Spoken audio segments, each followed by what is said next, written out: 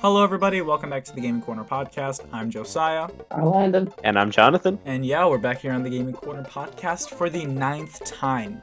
Wow, we've gotten through this 9 times. This is crazy to think about. I did not think we'd get past episode 1.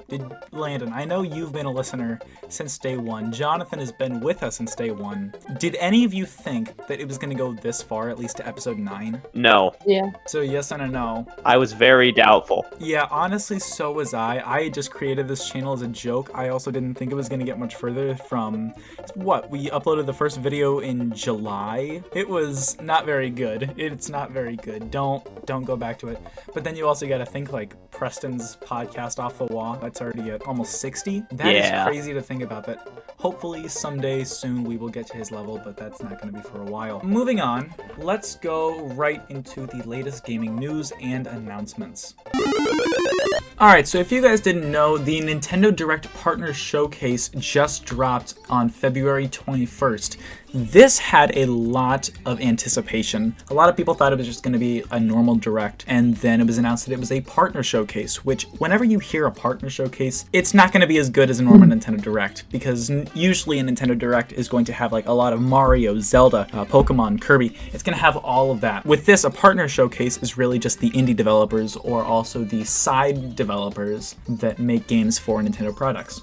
Such being World of Goo 2. If you don't know what World of Goo is, it was one of the greatest WiiWare games of all time. I had the opportunity to play this on the Wii a while ago. My cousin had it on his Wii and I adored it. I downloaded it on my Wii right before the Wii Shop channel closed, and it is just one of the greatest games. I can't wait to play World of Goo 2.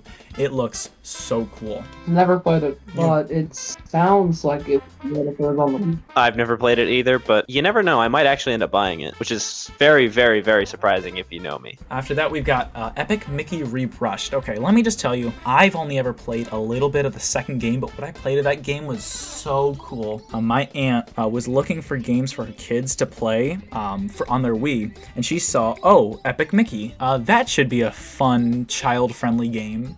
I'm not saying it's not for children, but it's a bit of a bigger scale. Right. It's not really for 6-year-olds or younger, but it's definitely a really good game. Unfortunately, yes. Along with our next game, Super Monkey Ball Banana Rumble. Okay, I love the Super Monkey Ball franchise, okay? When I had first played it, my first experience with this was in a Chuck E. Cheese, because I'm homeschooled and Chuck E. Cheeses are places where people go to hang out, so they tell me. And one of the machines there was a Super Monkey Ball one, and I adored it. I was all over that for 15 minutes. But it is just such a great game franchise. I think it started out on, the GameCube? But the Super Monkey Ball franchise has had a bunch of entries on a bunch of different systems. Like, I think the N-Gage was one of them, which was like Nokia's first entrance into video games, and it was kind of weird. The game was really good, but I'm really excited to see how Banana Rumble is going to hold up. Next up, we've got Endless Ocean Luminous. I actually played, the original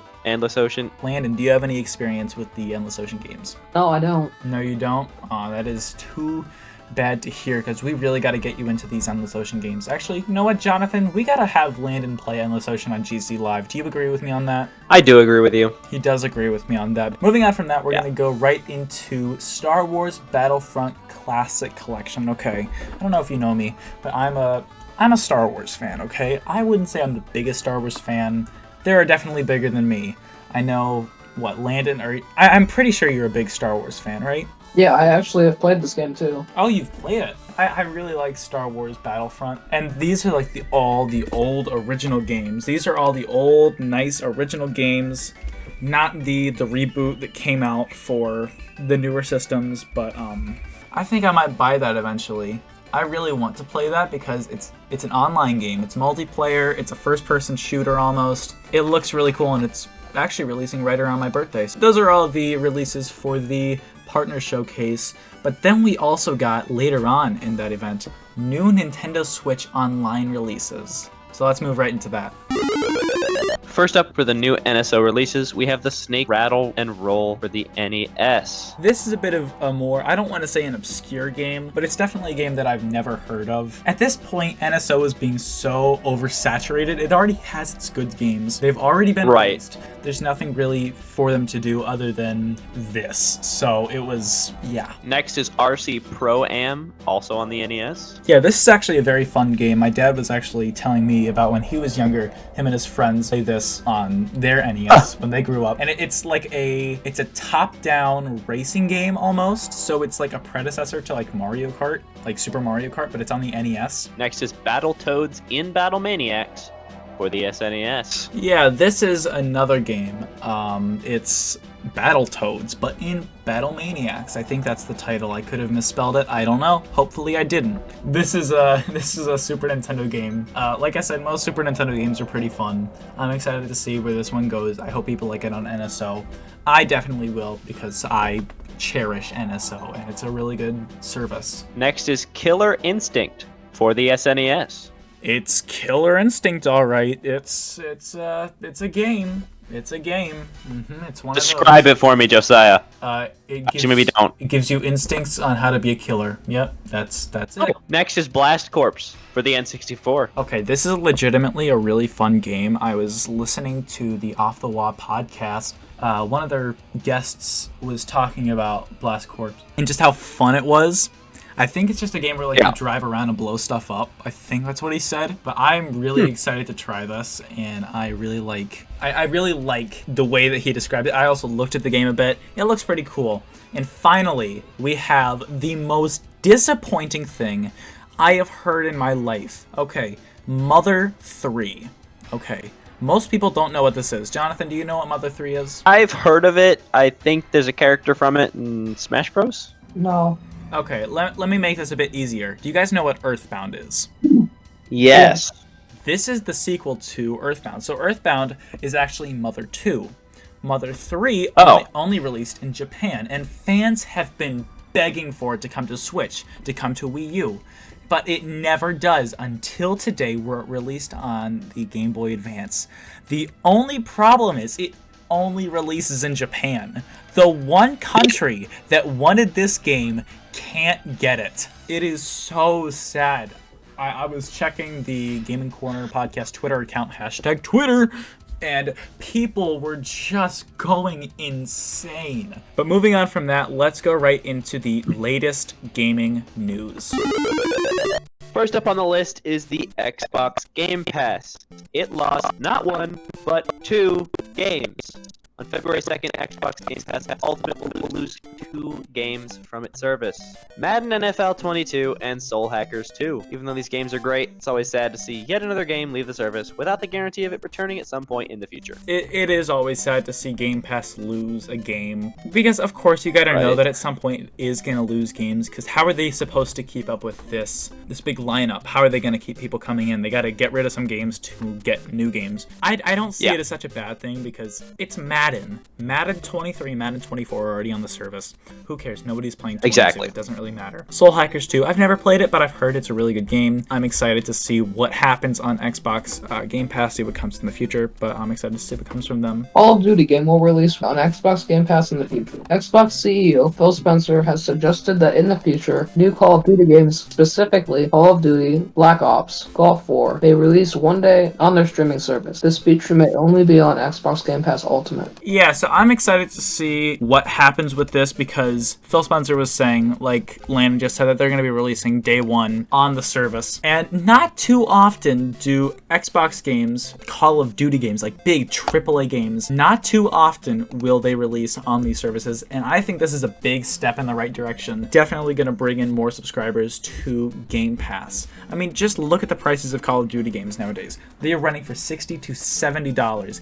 It is insane insane how much these games are. And having them on Ultimate for like, what, 18 bucks a month, you not only get a $70 game, but you also get hundreds and hundreds of other games. I think there's like, what, 300 games on there now? Something like that. It's crazy to think about how many games are on the service. And with this new Call of Duty game, it's really going to bring in even more people, along with even more profits. PS5 Pro is possibly going to release in 2024. Analysts predict that a PS5 upgrade is going to happen this year, as it's been almost 4 years since the launch of the original system. Considering the recent release of a slim model, a more powerful version seems most likely. Supply chain problems have made the original PS5 hard to find initially and still hard to find nowadays. I just want to say that even today, it is so hard to see a PS5 that isn't being scalped on eBay. It is crazy to think about how expensive these things are. I go to people's houses, they have PlayStation 5s. How do you get these things for a good, decent price? A big thing was apparently they had released a slim model. I did not catch that at all. Like, I did not know they released a slim model. Did they just not do any marketing for it? What? Why? Nintendo has recently renewed the trademark for the popular game Tomodachi Life in Japan,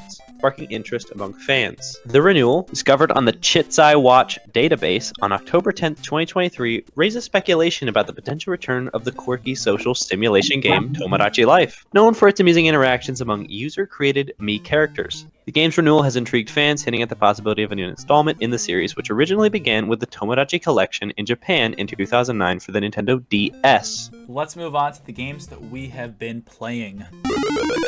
We haven't really been playing much, so I was very much scraping the bottom of the barrel, seeing what I have and haven't been playing. So, TMNT Turtles in Time on the SNES, it's one of the coolest beat-em-up games I've ever played. It's really fun, highly recommend it. Mario Kart 7, I was messing with it because I hacked my 2DS, which is going to be going to somebody special soon. Somebody very special who... Me? Oh no, he found it! He guessed it! And finally, I've been playing just a bit of Sonic 2, because it's Sonic 2, it's a good game, you should play it. I was ranking Super Mario Kart characters for the episode of Ranked, which is a spoiler, but that's fine. Yeah. So I was playing Super Mario Kart to test all the characters. So, otherwise, that's it. I've been playing the new Sea of Thieves season. I've been playing some Power World. I've been playing Spider Hack. Been playing some Goat Simulator 3. Good old Minecraft, Fall Guys, and finally Burnout Paradise Remastered. I've been playing quite a bit of Burnout Paradise whenever I can. Power World, what is your opinion? Is it really that much like Pokemon? Yeah, Pokemon with guns, and you can also build stuff.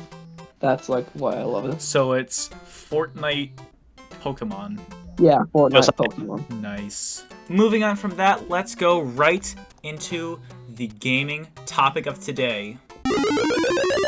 Gentlemen, we need to talk. Okay. Gaming is dying. What? Yes, gentlemen, gaming is dying, and in fact is, at least in our eyes it is. There are many reasons for this to be happening, which we will actually be going over, and then we will talk about how we can fix the problems in gaming, alright? Let's get into the first big problem in gaming. Number one, saturation. A lot of people argue that the market is oversaturated with games, making it harder for individuals to find titles that stand out and succeed. All of this can lead to a market fatigue and give a perception of decline. A lot of this, I guess what I'm really trying to say is there is so many games coming out all at once that there's really no time to prepare for any of this. Like, it's very hard to find either both a big or a small game releasing. You don't know when games are releasing unless it is fully marketed. And most of these games aren't being marketed properly, but a lot of these games are being released under everybody's radar. Nobody knows that any of these games are coming out. And it's just concerning and both irritating. It's just not one of the best. It's just not one of the greatest things ever. Things like Game Pass kind of also make that a problem because like there's a lot of games on Game Pass and they all kind of compete with each other, and there's like, I don't know, it kind of has to do with that, I guess. Yeah, Landon makes a really good point. How there are so many choices, people don't know what to play because there's so many games that they're just being handed to, like the whole world in their fingertips. And it's very hard to do that with all these games coming out. It's hard to choose what to play from what. So yeah, Landon makes a really good point. The next problem on the list is monetization practices. The prevalence of microtransactions, loot boxes, and other controversial monetization practices has led to backlash from gamers who feel exploited or frustrated by pay-to-win mechanics. This is literally the worst thing ever. In my opinion. It was not very good. One of the biggest examples I can think of this was, I don't know what country it was, but Mario Kart Tour, like the mobile game, it was banned in certain countries because of its use of a loot box kind of thing. You know that pipe where you like pay for money and then it'll give you like a random thing, like a random... I don't know what you're talking about, but like I know the general idea behind it. So there's a part in the game where you can give actual real life money, and you'll get like some random outfit or track or something, or like cart, stuff like that. And that's stupid. That's under the thing of loot boxes and gambling, which is a problem, especially when you have a bunch of minors playing with actual money. That is a problem. That's true. And because it's gambling and they are under 18, it is considered illegal.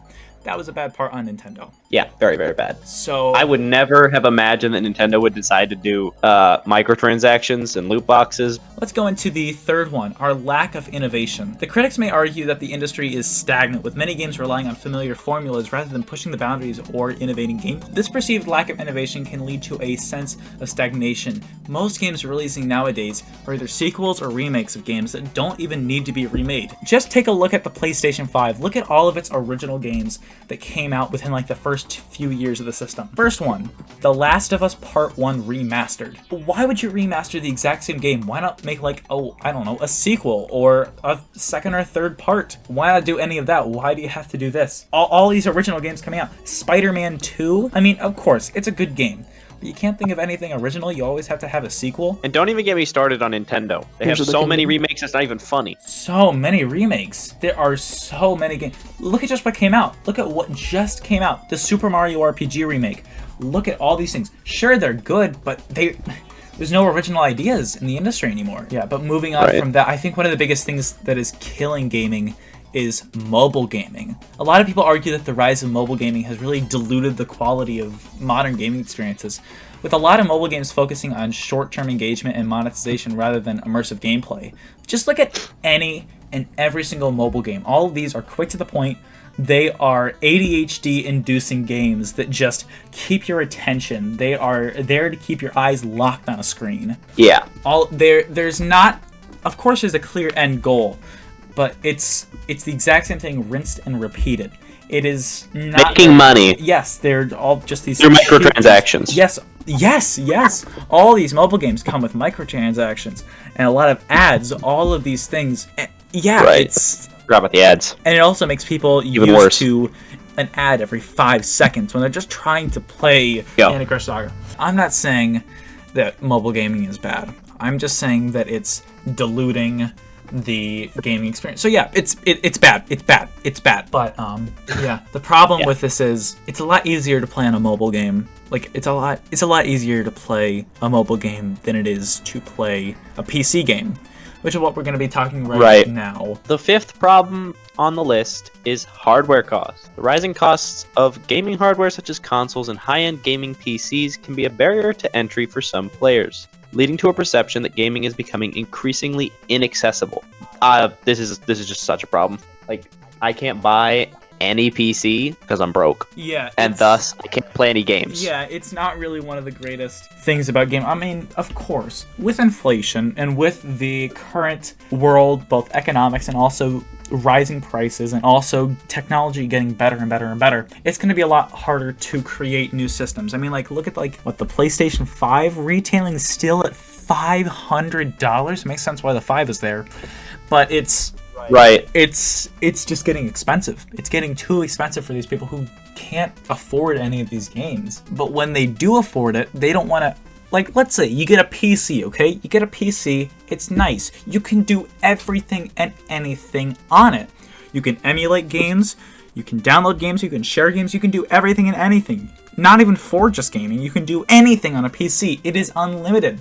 Like I was just saying, emulation, that is a big thing that is killing the gaming industry, and let me get right into that. Emulation continues to be a problem for gaming companies, mostly Nintendo. The biggest example of this is the Yuzu case, which is a Nintendo Switch emulator. The biggest problem is not the emulator, it's Nintendo. They're expecting us to play giant games like Tears of the Kingdom on pencil lead powered tablets. tablets that only display the game at what, 20 frames a second? If Nintendo would simply put their games on other platforms like PC or Steam, then emulation wouldn't be a problem. It would be a win-win situation for everybody. Nintendo reaches a more diverse audience, and PC players get to try out the best games on their already existing hardware. I think instead the better solution is that Nintendo needs to stop making consoles that are behind the times and actually make something that's better than everything else. Yes, that's also a big thing. Yeah. They need to make hardware that's to the standards of gaming today.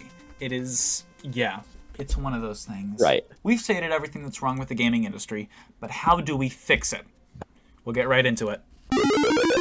We need to encourage developers, whether big corporations like Nintendo or small idle developers, to innovate and take creative risks, providing funding for experimental projects, foster environments where developers can explore new ideas without fear of commercial failure. It's not always going to work, but if our audiences are getting tired, the exact same formula, rinsed and repeated for 40 years.